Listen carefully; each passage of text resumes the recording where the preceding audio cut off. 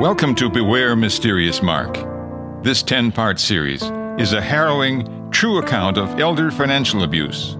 Some of what you'll hear may be unsettling. That's intentional, because this can happen to anyone, your parent, your partner, your friend. Our goal is to expose how these schemes work, reveal the warning signs, and help you stop it before it happens to someone you love. So listen closely. Awareness is your first line of defense. And now, here is episode 1, titled, He Makes Me Do Things I Don't Want to Do. We hear first from our storyteller, Nancy Miles. Hi, my name is Nancy Miles. I'm 68, and I'm producing this series for Radio Sydney. Honestly, this is really my partner Brooke Cooper's story, but I've been on this dark journey too. Over the last 7 years, we've witnessed and experienced the systematic ruination of Brooke's family. Little sly trick by little sly trick, nasty lying comment by nasty lying comment, scheming secret action by scheming secret action. Brooke's elderly dad was deliberately, unduly influenced against her, her mum, and everyone he has ever known by one man, Mark Marshall. As our concerned GP, Dr. Cooper, said to us, Brooke, this is about the annihilation of your family. Not only is your dad being financially exploited, but his life's being controlled. He's a captive in his own home, isn't he? A couple of caveats. The events and conversations we're going to relate, and the people who are involved, that's all true. But the names have been changed. And since we're reviewing hundreds of events, I have combined some of those conversations. Mark has relentlessly, and I have to admit, cleverly, gained control of my father-in-law by lying to him and everyone in his life, and then managing all the friends, professionals, and institutions that came to our rescue. Now, Brooke and I have decided to expose it, hoping this'll help others understand how undue influence works, how greedy narcissists can enrich themselves while destroying lives, and how to prevent this from happening to you or someone you love. You'll hear our story, key conversations reenacted by actors, and commentary from financial, health, and legal professions with their expert take on these serious and prevalent issues. Brooke's family was small, just her mum, dad, Brooke, and me, her partner of over 45 years. Her mum, Diane, and dad, Bert, were incredibly close, did everything together. It was really very sweet to see. As a family, we got along very well. In fact, when we moved west over 30 years ago, her parents gave up the home, neighborhood, and friends they'd loved for decades to join us across the country. Within a year, and frankly, they never looked back. Diane and Bert had been happily married for 67 years before Mark arrived, and that was about 12 long years ago. I'll never forget the day when Bert rushed into the family room while Diane, Brooke, and I were having coffee. Bert was so excited to tell us all about meeting Mark. Why, Mark's the most interesting man. He's full of life, energy, and stories. So many adventures. He knows hundreds of people, a musician, a serious environmentalist, entertainer, an engineer. Never stops talking about himself. Successful in a number of businesses, a millionaire, investments offshore, but stuck in Costa Rica, he says. He's lived all over, Diane. England, South Africa, all over the province, even next door to the lieutenant governors. The lieutenant governors? Really? Well, that was a while ago, with his third wife. Third wife, Dad? Well, she's not anymore. Mark says he's with Donna now. she's not his wife. She's a... what's it? A partner? That's 4. How old is he, dear? I don't know. Mid-60s. Why does it matter? He seems to know everything, Diane. He's a real boffin. And he's got a boat. A 50-footer. Wow, that's big. Yes, Nancy. And he's installed all kinds of electronic gadgets on it himself. Anyway, I've invited him for tea tomorrow. I know you're going to like him. Naturally, we were all pleased. When Bert met Mark, Brooke's mum was 93, her dad 3 years younger and much stronger. Their friends were all dying off, social circle narrowing, and it appeared that Bert found Mark to be a breath of fresh air.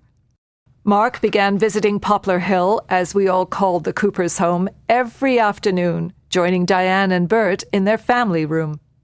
The two men had a lot in common. Interests in the environment, boating, and music were big connections.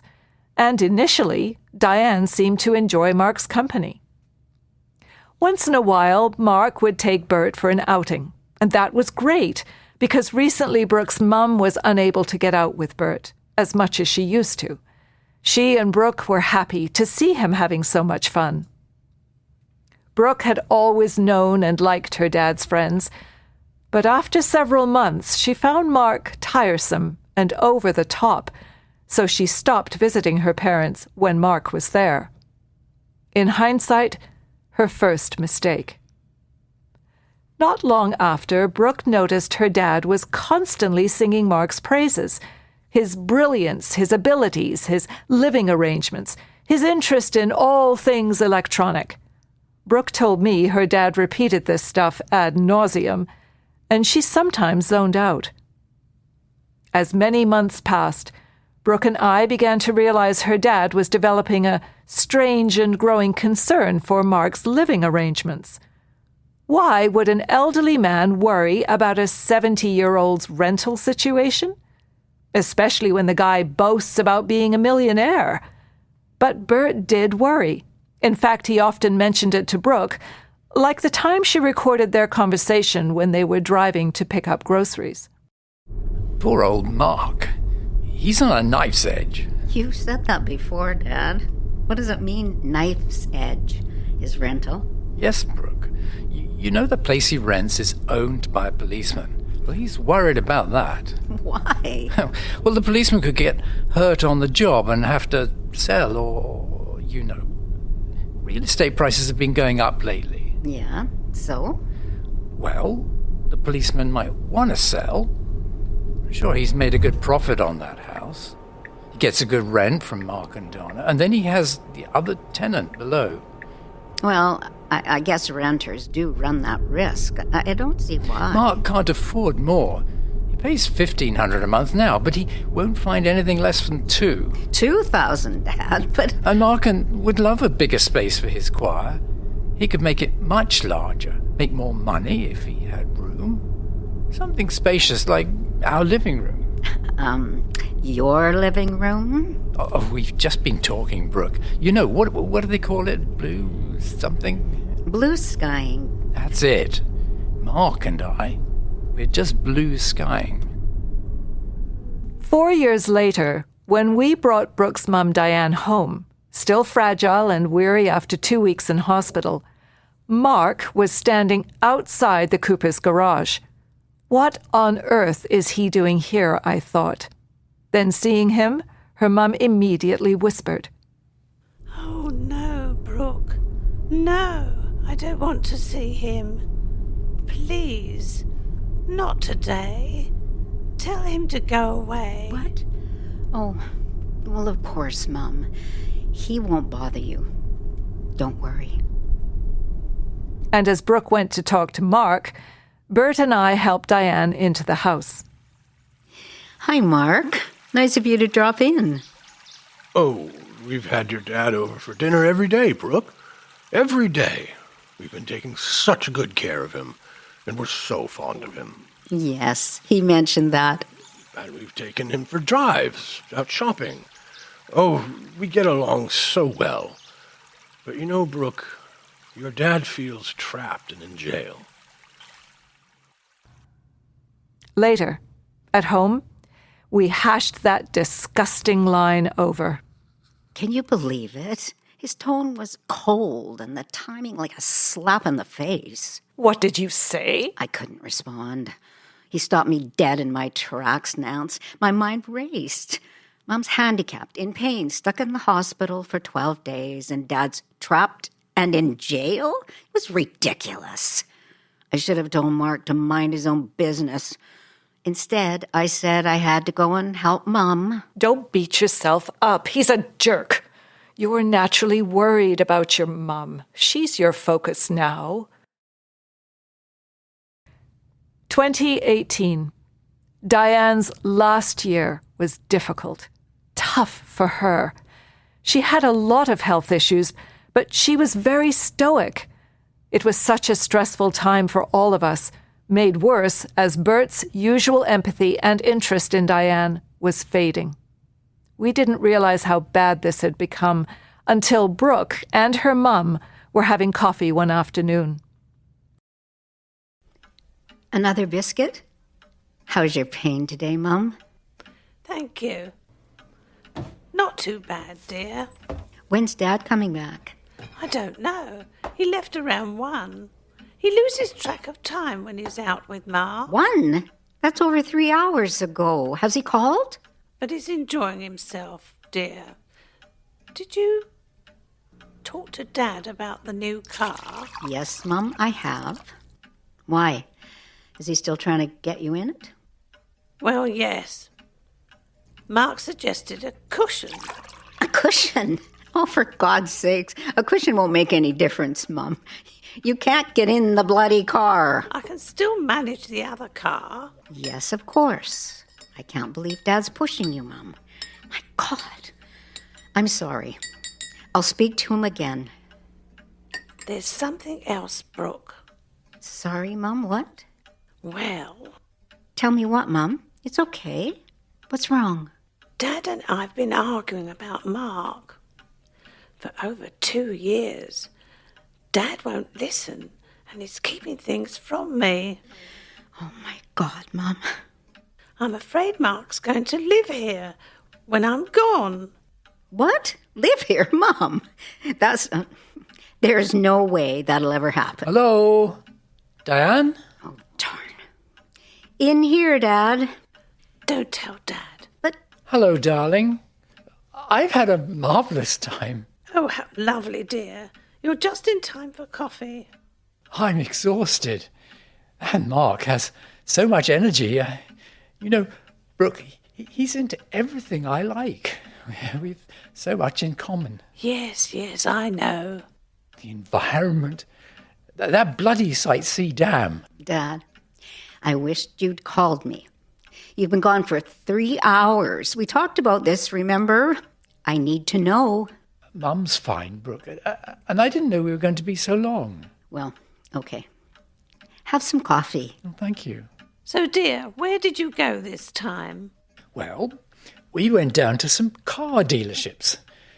Mark's so knowledgeable. He is a real boffin. Thinks he knows everything. He told me all about working for Ford in the 60s in South Africa. At the same time we were there? Yes, and he loved it. And he knows cars. He was having a great time quizzing the salesman. It was quite funny. Mark had him tied up in knots? Yes. Poor chap. I don't think he knew 1/10 of what Mark knows about cars. You know, Diane, Mark and I were talking. He's got this lung, disease, but he pushes through it. He doesn't let it stop him. You need to be trying harder at your exercises. Dad? It isn't good to sit around all day. You need to keep moving. You're not doing those hip exercises anymore. How can you ever get better if you don't try? Wait a second. That's not fair. You were with us at the specialist, bone on bone. Well, Mark broke his back, and he had to work very hard to get his movement back. Oh, just come out on the deck with me. Mum's driving me crazy. She doesn't want to go anywhere. She's so negative. Negative? Come on now. That's Mark's word, right? You know damn well there's a difference between chronic pain, like Mum's hip, and an injury. I mean, how old was Mark when that happened? Oh, well, probably in his 20s. Mum's 97. You know she's had this serious problem for decades. Doctor said she should have had a hip replacement years ago. And I can't believe you're still pushing her to get into your EV. You know, she wants you to have it. It's just that she isn't able to climb in it. Well, Mark says that Well, if she... I don't always trust Mark's ideas. Oh, I don't trust him either, Brooke. He's an entertainer. Just believe half of what he says. Brooke came home very distressed. Diane never spoke negatively to her about Bert. To hear her mum feel rejected by Bert was awful. For her dad to be so dismissive of her mum's pain was worse. But we didn't know how to handle it. So we just didn't. That might have been another mistake. Sadly, Diane died in early December 2018. It was a terrible time, really. All a blur. Brooke and her dad saw their family lawyer together, and Brooke took on the legal tasks laid out for them. In late January, we held a celebration of Diane's life. It was lovely. So many people came. I stood for the family. Diane had been the glue in the Cooper family. Practical, determined, hardworking and smart. The one who made the appointments and phone calls, ran the home, organized the family's life, and always contributed to the family's bottom line. Diane got things done.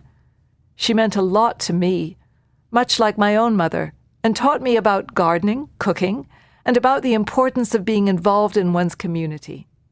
Everyone was in tears.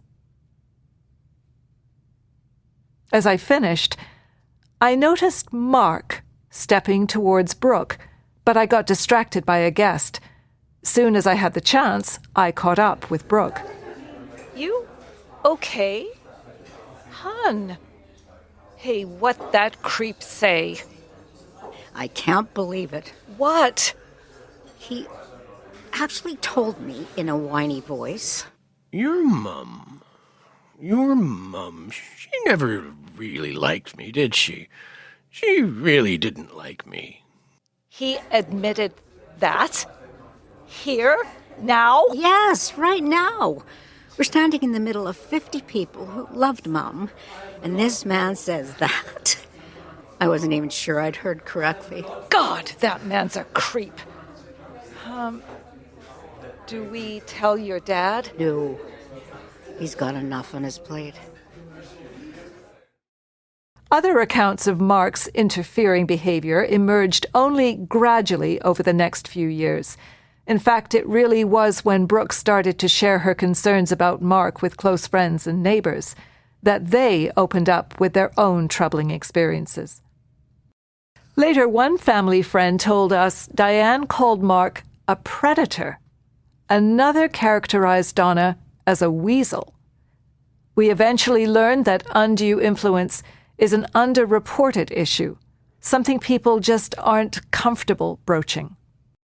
Vicky, a long-time and trusted friend of the Coopers, who cooked and cleaned for Diane and Bert for more than a decade, witnessed many troubling interactions with Mark, some while Diane was still alive. Vicky tried to share her concerns with the Coopers' favorite neighbors, Anne and Phil, but Phil didn't want to hear, considering it gossip. That shut Vicky down until after Diane's death. Anne and Phil had many disturbing encounters with Mark and Donna, but fortunately Anne held her ground and began to keep us in the loop. The first incident was a real doozy. In May 2019, about 6 months after Diane's death, Anne called. I was weeding along the fence and Mark came over, began staring at me, and I finally said something about your mum's celebration, how wonderful it was. He actually grinned and admitted that Diane never liked him. Too right. He also said that you two were never at Poplar Hill. That's rubbish, I said. The girls are always there. He said, well, I'm always here and I never see them.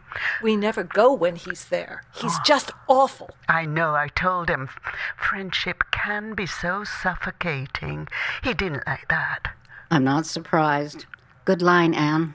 That seems I don't know, emboldened him. How? Well, then, Brooke, he actually accused you of elder abuse. Me? That's crazy. I know. I was thinking the person standing in front of me is the one committing elder abuse. Right on, Anne. Mark also said that he knew Diane thought he was a charlatan. What did you say? I told him Diane was an astute woman, and I walked away. Felt like I needed a shower. For about 3 months after her mum died, Brooke and her dad were together daily.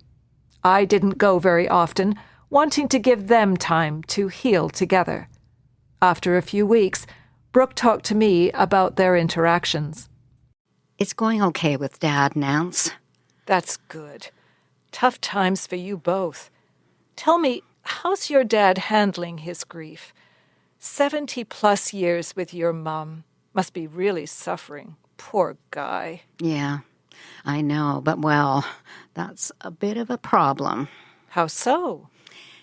Well, he doesn't like it when I get upset. Talking about missing Mum shuts me right down. I find that very hard. I want to talk about her with him. I get that, but your dad's never really shown much emotion. Grieving's such a complex and personal journey, hun. It'll be all right. Yeah, maybe. But sometimes Dad is Dad, and sometimes he's almost a stranger. Often when I'm with him, Nancy, it actually feels like Mum never existed. He just won't talk about her. Do you think this is grief or something to do with Mark? With Mark? That's a compelling and disturbing thought. Now, not only did Bert talk endlessly about Mark, Brooke noticed he seemed very conflicted about his supposed best friend. One moment, he liked Mark. The next, he didn't. Bert would just babble, ping-ponging about, saying things like, But Mark's not industrious, mind you. He doesn't care at all about money, doesn't want for anything. So I'm not leaving him anything, except the car. He lives under the radar, Said he had a big fight with the tax man for years and won. He probably fiddled on the income tax. I don't know. He won. It's very strange, though. Doesn't notice anything going on outside. Not the birds, not the deer, not even an owl in the tree. Nothing. He really doesn't care. Strange, eh? Brooke, Mark's mean with his money, but he's not greedy. Do you feel under a bit of pressure, Dad? Oh, yeah. Mark's an insurance man. Very pushy. Sometimes he makes me do things, I don't want to do. But he's soft and gentle with me. And that Donna, that Donna, she's a strange, strange woman. Never know how she'll react. Like what? Oh, never mind. It doesn't matter. She's very good to me. At the time, we were puzzled why Bert would constantly forgive Mark and Donna their trespasses and always swing back to sing their praises. Now we know Bert was being love-bombed daily and twice on Sundays. In March, Bert called, had something to tell Brooke, so she went straight over. In less than an hour, she was back, crying, devastated and in shock, incoherent.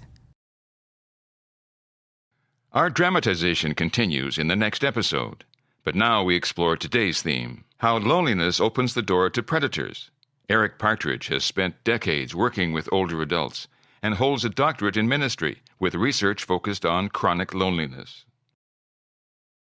The story you're telling is actually a story that happens way too often, that someone will prey on a person who's feeling chronically lonely, and so they're aching for some kind of interaction.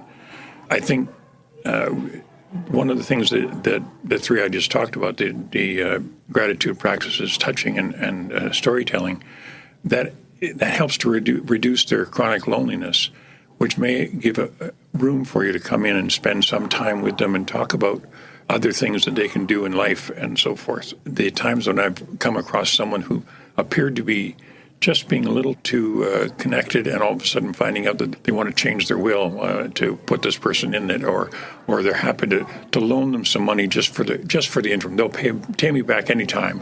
Of course, they don't.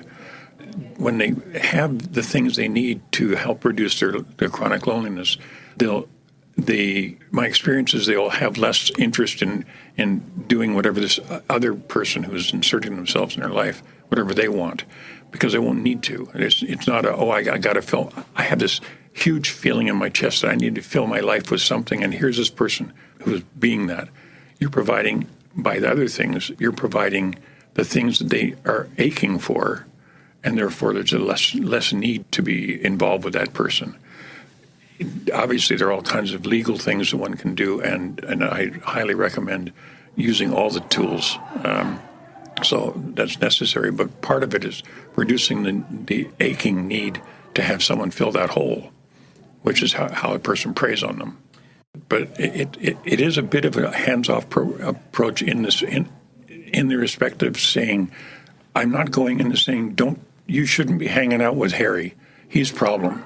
As soon as you do that, and you put up a we, they, you're good, I'm bad, that kind of a mess. You don't want to do that. You don't want to get into the place where you're questioning the adult parents' choices. People tend to respond not positively to that. Just like I know when someone says to me, you should do such and such, my usual reaction is to not do it, even if it maybe is good for me. So it's not about that, but if what that person, that nefarious person is doing is stepping into a need, you're reducing the need by going and offering other things. So rather than saying, don't mess around with that guy, he's a bad person, offering them ways to reduce their chronic loneliness fills that hole that they're aching to fill. You don't allow someone in your life unless there's a reason to have them in your life. And if there's no reason, or less and less and less reason, they're going to be less, they have less of a hook on you. I don't think you don't want to go to the person and tell them, don't have that person in your life. That just sets up a conflict.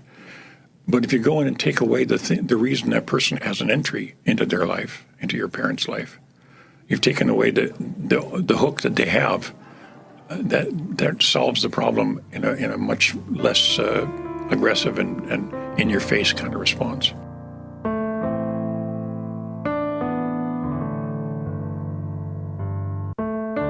Today's episode featured the voices of Susan Anderson as Nancy, Andy Dawson-Reed as Bert, Susan Wilkie as Brooke, Christine Knowles as Diane, Vi Glossop as Anne, Jason Stevens as Mark, and Suniti Arens as Dr. Cooper. This is a production of Radio Sydney, with support from the Government of Canada's New Horizons program for seniors. The series was produced by Bill Collins, written by Nancy Miles and Brooke Cooper. Dramatization was directed by Matt Watson, with sound engineering by Bill Collins. I'm Barry Bowman. Please join us again.